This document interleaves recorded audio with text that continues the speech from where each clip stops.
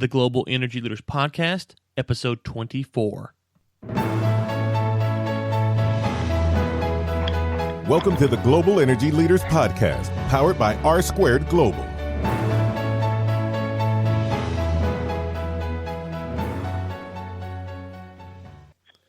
Welcome to another edition of the Global Energy Leaders Podcast, where we bring you the biggest names in energy, and today is no exception. We have on the former president of the South African Right-of-Way Association, a former chief advisor of Eskom, and the former COO of the Department of Energy for the Republic of South Africa, and somehow he's my friend too. Muzi, how's it going today, buddy? Hi, Ryan. Thank you. Thank you for inviting me. Well, it's good to have you on. Good to be here. Yeah, so I started off with where you've been. Tell us about where you're at right now with your new startup. No, I'm quite excited. I'm very excited. I'm still obviously in the energy space. That's where I belong. That's what I know. Still working very closely with all the energy guys, all the energy entities, still working closely with Eskom, with the Department of Energy, with its subsidiaries, Central Energy Fund, Strategic Fuel Fund, Petro SA, all these guys. I'm excited. It's just that now I'm doing it on my own. It's something that has always been with me. I've always wanted to start up my own company. So I've started my new company called Accruetech Energy. And basically the company does quite a lot of things, but the idea of starting the company is to basically try and make a considerable contribution towards bringing in clean energy technologies. So we will be quite involved in energy solutions, energy consulting, and in various energy investments. Okay, great. And so you mentioned clean energy technologies. Now, me and you have talked about this for countless hours on end, but kind of bring the audience up to speed on, why is there such a need for South Africa to bring in these technologies? Is it a lack of innovation in the marketplace there? Is it just that it's cheaper maybe from America to import it? Kind of walk us through the process of why South Africa needs this technology brought to them. Thank you. Thank you for that. But as you will be aware, that South Africa has vast deposits of coal, and as a result, our energy has been very much dependent on fossil fuels.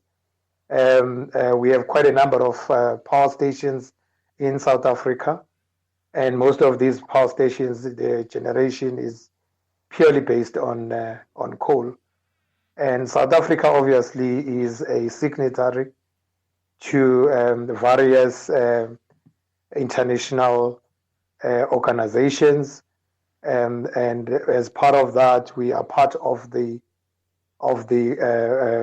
sustainable energy group of countries, and we're signatories to the COPs. So we're quite committed to environmental sustainability, and as part of that, we, as a country, are trying to move forward by bringing in a different energy mix. And as part of that, the country has developed various policies to try and bring in this mix, to try and move away from coal. Hence, we started looking at various alternatives. And as part of that, we looked at hydropower, we look at solar power, we look at wind power, we look at all these other alternatives, purely renewables. You will also be aware, Ryan, that South Africa has quite made any inroads insofar as renewable energy is concerned.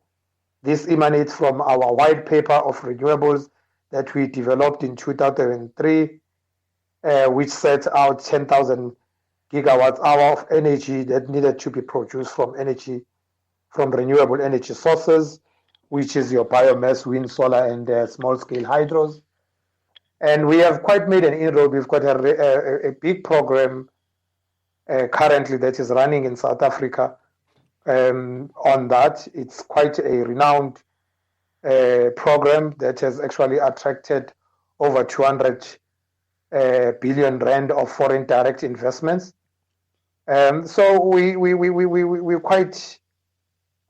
quite happy with the progress that we have made insofar as alternatives is concerned to try and move away from coal-based generation. Okay, great. So let's just kind of step back here. Now we've had on, as you know, our good friend Ernest. He's came on the show and talked about, some stuff with South Africa. Yes. Okay, and then on episode 19, yes. we had a discussion about Power Africa in general. I know that South Africa has some Power Africa initiatives that they're trying to get power to these rural areas. When I was down there, you and Ernest were gracious enough to kind of show me some of these areas. Can you just kind of walk us through for the audience who may not be aware of, how these Power Africa initiatives work? Just kind of what's going on and how are y'all tackling this problem as you're trying to transition from fossil fuels maybe to a more renewable-based system, and at the same time, you're looking to get power out to these rural areas who don't have them? Yes, we've got various initiatives, but they are all mostly anchored in a program that we call the National Integrated Energy Plan, which is our IEP. And within that, we have an integrated resource plan for the country, which basically starts spelling out our demand versus the supply over X number of years. And as part of that, we have then identified various areas. And on the rural side, for example, you have areas, if you consider South Africa, that are quite hilly and slopey for one to be able to bring in the infrastructure that is based on what Eskom will ordinarily do to bring in transmission lines and distribution lines. So in those cases, you will then obviously appreciate that other alternative means needs to be brought in. And as part of that, we have a program called the INEP, which is the Integrated National Electrification Program. And in terms of that program, we have two phases of that program, or two parts to that program, which is basically the grid and the non-grid. The grid obviously is the one that will connect through the grid, and the non-grid basically looks at the renewable or solar panels and all those kind of technologies, including battery storage and all those kind of technologies. So that has worked very well insofar as trying to bring power to the rural and remote areas in our country. And that program is quite a huge program. In fact, the budget for that program is probably the biggest budget of the Department of Energy, single program budget of that department. We're looking at over 6 billion rand of per annum for that particular program, just to bring in power to the rural areas and to the townships and some of the areas that needs power. So through the Integrated National Energy Program, we are able to then bring power, both grid and non-grid, to those areas. Okay, great. Now, there's a lot of other exciting things that are going on in South Africa that do tie into this on some level. I know that there's natural gas development that's being talked about in South Africa. Can you kind of tell us where that's at and what are the plans with this natural gas development that's there? We have a determination. South Africa has a determination. And in terms of these determinations, we have some 2,700 odd megawatts of power that has been determined through the ministerial determination.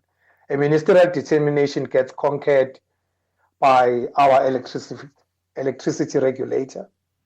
And as a result, we have identified specific areas or ports that where we will want to develop this gas program.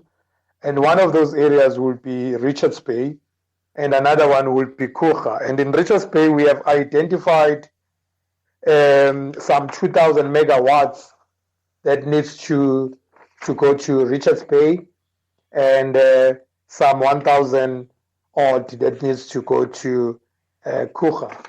Richards Bay is quite a well-developed port. If you're thinking of it from a gas point of view, because you have quite a well-developed infrastructure, more around the pipeline infrastructure that is already in that area. You have a good connection of pipelines that can take gas from Richards Bay, which is sitting in another province, I would say in another state in terms of the US, which can then bring it up all the way to the economic hub where the demand is, and that is in Gauteng, in Johannesburg.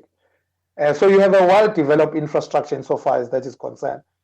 But also, it can begin to address some of the challenges that we have insofar as our peaking stations, which are very heavily depending on gas.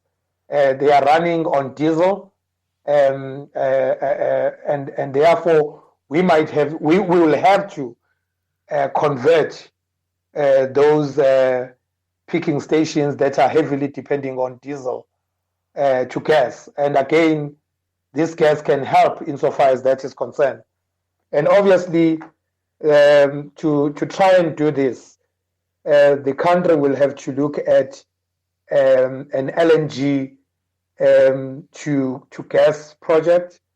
But also, while we're looking at an LNG to power project, it will be a great opportunity for the country to also explore opening up the other markets that the gas can actually capitalize on, including industrial gas, but using the gas to power as an anchor for the development of such infrastructure. So the gas market is quite huge in South Africa. We just have to start, and the gas to power program is quite a big anchor to try and get this going. We are quite excited by this development, and obviously you would have heard that South Africa is one of the top 5 countries in terms of shale gas reserves, and we yet to explore this, and that probably will be realized in another 17 to 20 years' time. So we will have to then come up with temporal measures of how to bridge this gap before we can realize our own natural gas. So it's a long-term plan. It's a long-term gas program, a gas development program. And I believe that countries like the US can play a very huge role. If you think about it, they are quite advanced in shale gas development. They are quite advanced in LNG to power projects. So this is an opportunity for the private sector, for our government, for our state-owned entities that will need to participate in that kind of a program, for private sector, for the country at large. It's a huge program. So we're quite excited about it, and we're looking forward to the development of such a project. No, that sounds extremely exciting. I want to transition one more question about South Africa, and then I want to kind of let you kind of walk us through maybe a little bit of a wider perspective that goes on in Africa. But energy efficiency, I know that's something that South Africans are kind of looking into. They're trying to figure out how do we become more energy efficiency to preserve, the energy that we're using. And, some of the stuff that we've talked about before and I've seen is, just, smart technology as far as lighting goes and stuff like that. Can you kind of walk us through where that's at in the South African development? Is that catching on? Is that going to be something that we're going to see kind of rapidly grow over the next few years, or is it kind of still rolling its way out and hadn't really caught mainstream yet? Thank you. The mission or the main objective of the Department of Energy's energy efficiency is to develop measures to promote energy savings, to reduce negative impact of energy use on the environment. We're looking at reducing energy cost to the economy, contribute towards sustainable development, and to achieve basically national energy policy. And as part of this, they're looking to optimize energy sector development through efficient utilization, production, and consumption of energy sources. And there are many certain opportunities that have been looked at And there are various strategies. One of them will be the National Energy Efficiency Strategy of South Africa, which was developed and approved by our cabinet in March of 2005 and was again reviewed in, I think, October of 2008. And it sets targets for improved energy efficiency in South Africa at least 12% by 2015. And this will, to get to this point, one, the department has looked at who are the biggest energy users that they can target so that they can be able to begin to see a big impact. They started identifying large companies that are big energy users that they can begin to work with, and they've signed energy efficiency accords committing themselves to targets that are contained in the National Energy Efficiency Strategy of South Africa. One of those, for example, will be public buildings, because they are within actually the control of government. How do we ensure that within public buildings we implement energy efficiency? How do we ensure that, for example, with correctional centers, that we can be able to implement energy efficiency for cooking systems, lighting systems, and heating systems, and all those sort of things. So there are various opportunities that are available and that are basically being explored.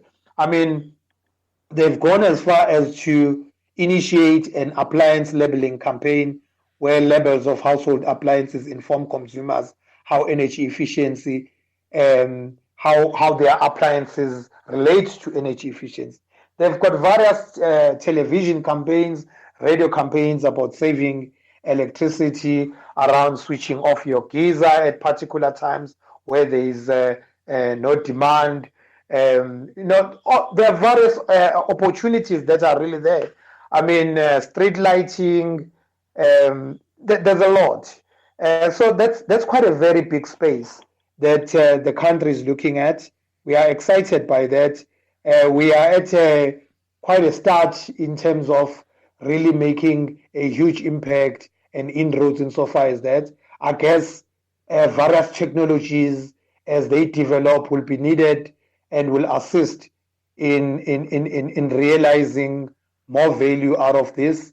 And again, I believe that the opportunities exist for various companies in developed world, various companies that are sitting in America and everywhere, who can develop various technologies for battery storage, for various technologies in this space of energy efficiency. Those are opportunities that are available in this country, and we're looking forward for companies and various interested groups who wants to come and invest and make those kind of investment opportunities are there. Okay, so Muzi, you mentioned a lot there, and one thing that I want you to kind of walk the audience through, and you've kind of helped me understand this a little better over the past few years, is people maybe hear this and think, okay, South Africa, there's a lot of opportunity, but there's also Mozambique, and there's Zimbabwe, and there's Angola, there's all these other countries that are sub-Saharan that might have some really good opportunities. Can you just kind of walk people through why South Africa might be the best place to start if they are wanting to get into sub-Saharan Africa? Thank you, Ryan. Look, maybe I might end up being biased, and I don't want to sound biased because I love my country, and therefore I will always advocate for my country being the best springboard for anyone who wants to make inroads in South Africa. And I think generally, anyone who has visited Africa and explored Africa will agree with me that we have a stable country. Our democracy is maturing. We have stable economic growth. We've got great opportunities. There are various diverse industries, whether it's mining, whether it's textile, whether it's energy. We've got various industries and opportunities. And the linkages with SADC are there, from the transport network to rail networks to freight and all that. So to link up with all these countries is quite something that is possible. Over and above that, you have what we call the Southern African Power Pool. So most of these countries, in any case, do link and do sit together to discuss regional integration, discuss issues that relate to regional energy dynamics, challenges, and opportunities. And South Africa has been, through Eskom, has been providing some of these countries with energy. We've got transmission networks that links up South Africa and brings power to the Southern African countries. Some of these countries in SADC are heavily depending on hydro, have been depending on hydro for their generation. But with the droughts and all that, it has created problems. Dams have been drying up, and we're glad that you see more rains now because that's good for the region. But the reality is it has created a bit of a challenge for those that have been very much heavily depending on hydro schemes. So South Africa has been providing power to South Africa and has been providing power to the region. Eskom is the biggest generator, transmitter, and distributor of electricity in the whole of Africa. So you can imagine, we've got a world-renowned constitution. We've got quite a number of statutes and laws and policies that are quite mature. And our system and separation of powers is quite well mature. So to come and start off in South Africa will be a little bit seamless for anyone who's coming in a mature democracy like the America, and then go out and explore what other opportunities are available in Africa. And obviously you will get certain challenges as you go to certain other places, but nothing that one cannot handle. But there will be dynamics that will be unique from country to country. But when you are in South Africa, I can almost guarantee that a lot will be more world-class and quite seamless from an investment point of view. Absolutely. Well, Muzi, you've been so gracious, and I just want to say, just on a personal note here, thank you so much for coming on. It's been a pleasure as we've become friends over the past, 5 years now, I don't remember, and just to kind of watch your career, Yeah. and you went from a guy that I said I knew in South Africa to the COO of the Department of Energy South Africa, and I was really bragging on you a lot back then. I was like, yeah, I got a buddy that's a COO of a department of a state somewhere, so I was using your name. I was using your name probably more than you were using mine. But look, I'm so excited for what you have going on and the future projects that we're going to hopefully do together, and hopefully that we can also, we talked about maybe do a little roundtable discussion with some other professionals in South Africa sometime in the future, and just to learn more about this economy. As I've been down there, 3 times now, and love coming down there, love meeting the people, and love learning so many similarities. We all have similar problems, but there's so many differences, and so it's always great to learn about all that stuff. So thank you for coming on. Is there anything that you want to plug or promote that we did not get to today? No, thank you very much. I really want to take an opportunity to thank you from the bottom of my heart for everything. I mean, you're quite right. A professional relationship has developed over the years into a great friendship that I really, really appreciate, me and my family in general. Thank you very much. I'm quite excited. There are quite great opportunities that exist in South Africa. I mean, I know everyone has been talking about our new nuclear program that the country wants to embark on. We're excited about that because it's going to open other opportunities, including nuclear waste management and all those kind of things. It's going to open up nuclear research opportunities and so many other things. South Africa has always been involved in nuclear in one way or the other for quite some time. We're quite excited about our renewable energy program. We're quite excited about what we're currently doing in the energy efficiency space. I'm quite also excited, Ryan, and thank you for the opportunity. I'm quite excited about Accruetech Energy. We are at the start of it, but there are great things that already are happening in that space. Obviously, we can be reached, and we would love to post our details in your website, or we can send it to you, and you can share it with your listeners. And we are open. We are open to any communication at any time. They can call us. They can ask us about anything that we are able to assist with insofar as policies, legislations, and anything relating to energy in South Africa. Any partnerships that they think will be beneficial and will create value for all parties. We're quite excited to do business with America and the world. So, yeah, we look forward to that. We're very, very excited. Thank you very much for the opportunity. Yeah, and guys, just so you know, we will link to everything that pertains to Muzi and his company in the show notes, and you can find those at globalenergymedia.com, and you will be able to go there, find the show notes, and get all of his information if you want to reach out to him. Muzi, I've said it before, and I will say it again, you are the most connected man in Africa. It was a pleasure speaking to you today, and we look forward to having you on again in the future. Thank you very much, Ryan. Thank you.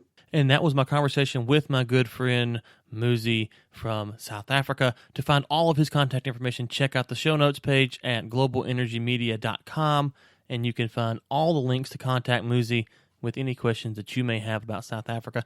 Guys, thank you so much for tuning in, and until next time, keep climbing. Thanks for listening to the Global Energy Leaders Podcast, powered by R2 Global.